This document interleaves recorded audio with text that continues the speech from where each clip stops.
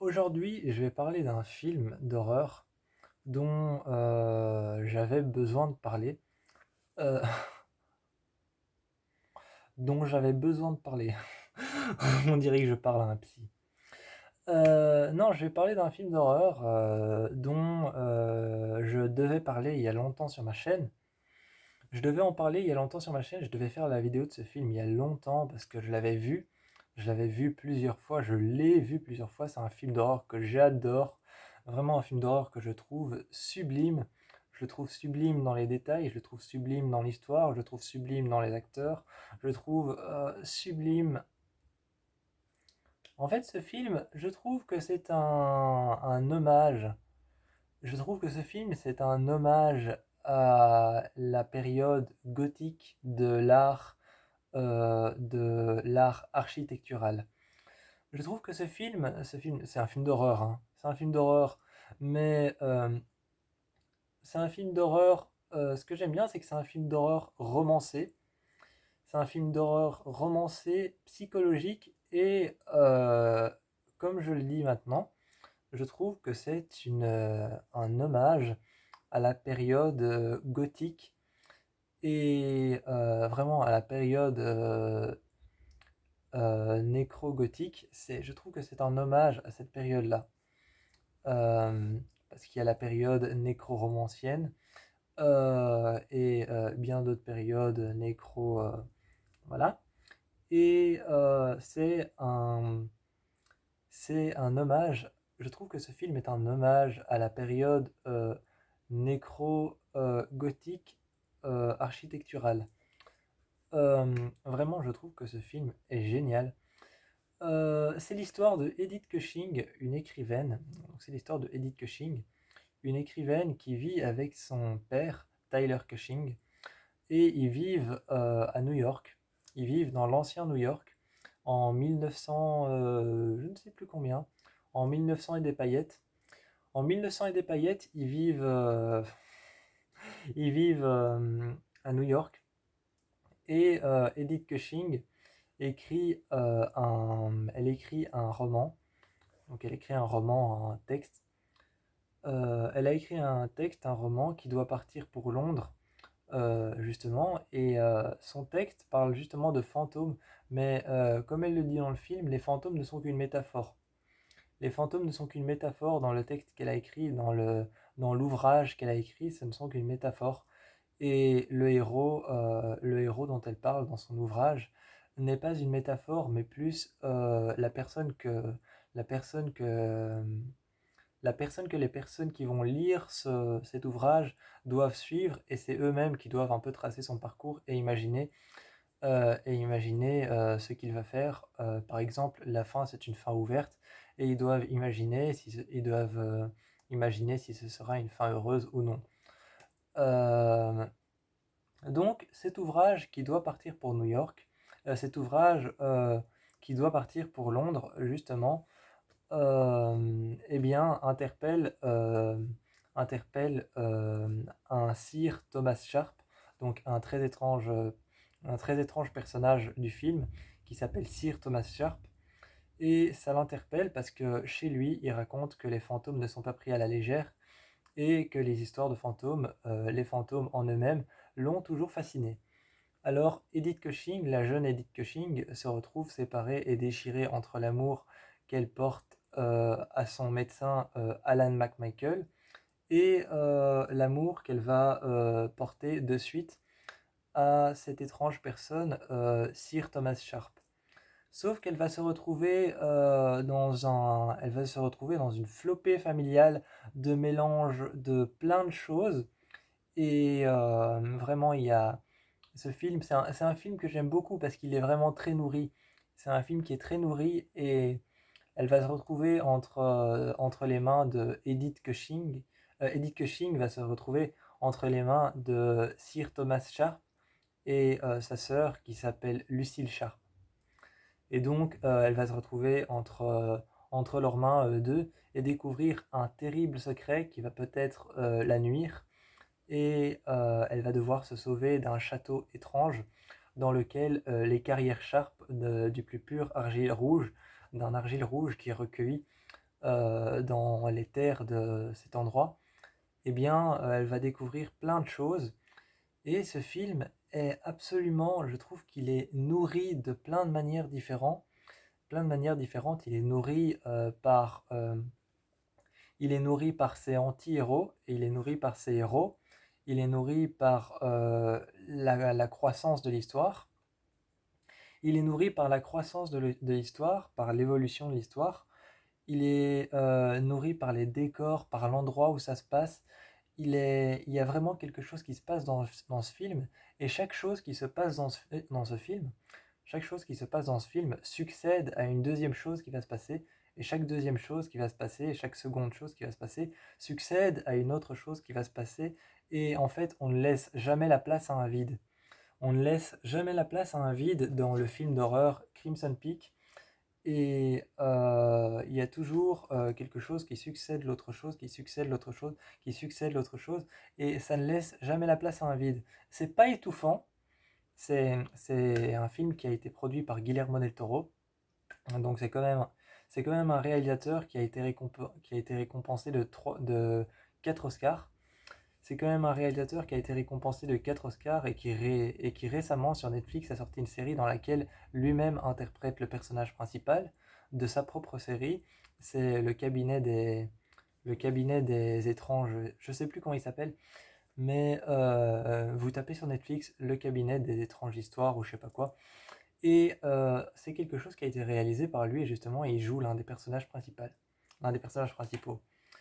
Et Crimson Peak, c'est une création de 2015, c'est un film de 2015 qu'il avait réalisé et qui a fait un tabac mondial. Ce film fonctionne encore super bien aujourd'hui.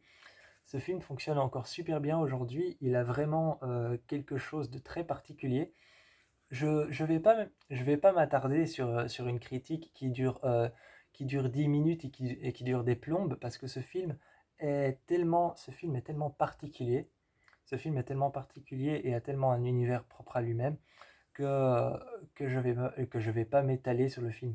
J'ai pas envie, en fait, j'ai envie de vous en donner, j'ai envie vraiment de vous en donner le moins possible sur le film. J'ai envie de vous en donner le moins possible sur ce film pour pouvoir vous offrir la possibilité, la plus grande possibilité justement de découvrir le film par vous-même. Euh, Ce que j'aime beaucoup, c'est que le film se passe dans un manoir. Le film se passe dans un manoir et apparemment le manoir d'après le film serait en Allemagne. Le manoir d'après le film serait en Allemagne et, le nom du manoir, c'est un nom particulier. Je ne sais plus comment il s'appelle, mais, euh, mais apparemment, apparemment ça, je l'ai vu quelque part. Ça, je l'ai vu quelque part, et je crois même que Guillermo del Toro l'avait dit. Le manoir dans lequel le film a été tourné existe réellement. Le manoir dans lequel le film a été tourné, il existe réellement. C'est pas un décor, c'est pas un manoir qu'on a construit de toutes pièces. C'est un manoir qui apparemment existe réellement. Guillermo del Toro, en fait, j'avais entendu ça que Guillermo del Toro avait cherché plusieurs manoirs. Il avait cherché plusieurs manoirs et dans ce film, il avait raconté qu'il voulait vraiment reproduire une vraie ambiance gothique. Il avait dit que dans ce film, il voulait vraiment reproduire une vraie ambiance gothique. Il voulait reproduire vraiment toute l'histoire de ce qui était de l'architecture gothique. Et je trouve qu'il a réussi son travail de A, de A à Z, de 1 à 100 de 1 à 100, de A à Z, il a réussi son travail. Et les personnages principaux sont Edith Cushing, interprétée par Mia Wasikowska, qu'on a retrouvé dans tous les Alice au Pays des Merveilles. Et le seul Alice au Pays des Merveilles que j'ai regardé, c'est Alice au Pays des Merveilles de l'autre côté des miroirs. On a Jessica Chastain, qu'on a retrouvé dans le film d'horreur Mama, et dans beaucoup d'autres films d'horreur que je l'ai vu dans beaucoup d'autres films d'horreur, mais je l'ai vu aussi dans le film Seul sur Mars. On a Tom Hiddleston qu'on a retrouvé dans la série Loki et dans plein d'autres films. Et moi je trouve que le casting se tient super bien. Le casting se tient super bien, les acteurs sont géniaux. Les personnages sont super bien interprétés. Et le manoir, ce que j'ai à dire sur ce film, en fait, c'est la seule critique que je pourrais dire sur ce film, parce qu'en fait, il y a presque rien à dire. Il y a presque rien à dire, ce film pour moi est juste parfait, c'est la perfection incarnée. C'est la perfection incarnée, ce film, si je dois... Ce film, en fait, si je devais le représenter par un mot, si je devais représenter ce film par un mot, ce serait immaculé. Ce serait le mot immaculé. Je trouve que ce film est l'immaculée conception. Je trouve que ce film, c'est vraiment l'immaculée conception. C'est un film qui a... C'est un film derrière lequel, quand tu es dans l'univers, tu vois qu'il y a eu du travail, tu vois qu'il y a eu de la recherche, tu vois qu'il y a eu... tu vois qu'on n'a pas fait les choses à moitié. Tu vois qu'on a eu de la recherche, il y a eu du travail derrière, il y a eu du boulot, il y a eu beaucoup de boulot, il y a eu beaucoup de travail derrière tout ça.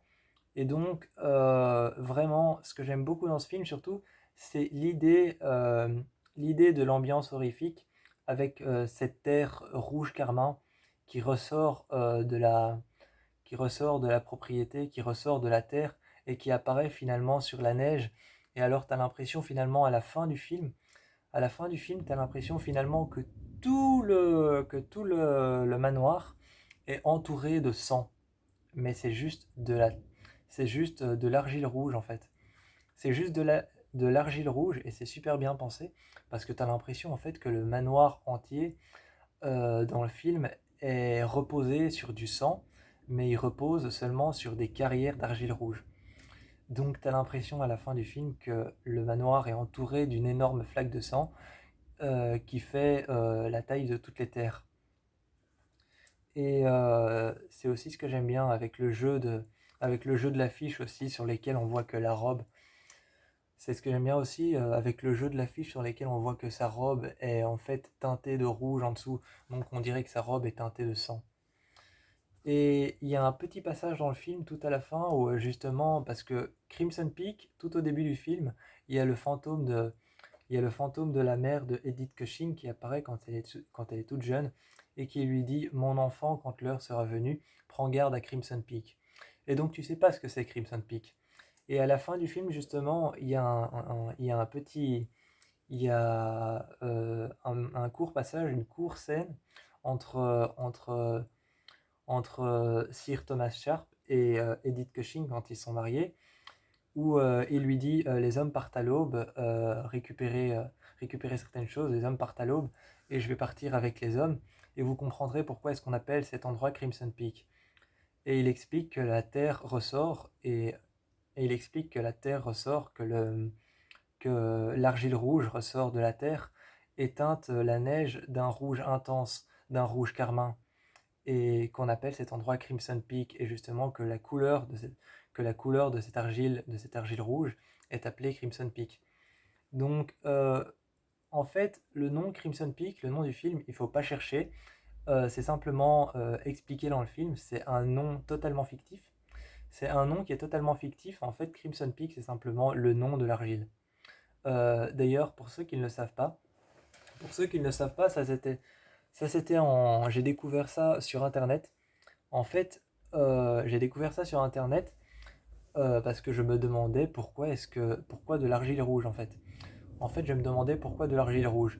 Enfin, évidemment, la première réponse qui m'était venue, c'était pour imiter le sang, parce que c'est un film d'horreur.